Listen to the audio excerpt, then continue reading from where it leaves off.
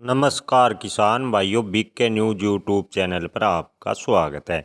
लहसुन के ताज़ा भाव तेजी मंदी रिपोर्ट सबसे पहले पाने के लिए चैनल को सब्सक्राइब जरूर कर लें। आइए जानते हैं लहसुन के ताज़ा भाव।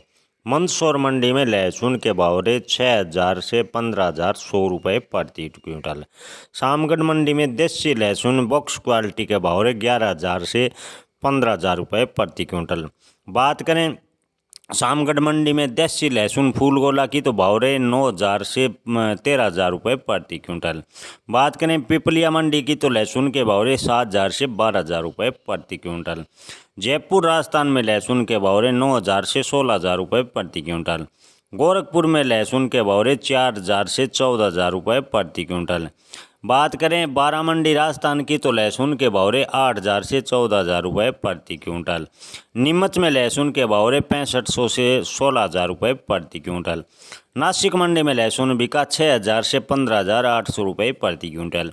उज्जैन में लहसुन के भाव रहे 6,000 से 14,700 रुपये प्रति क्विंटल।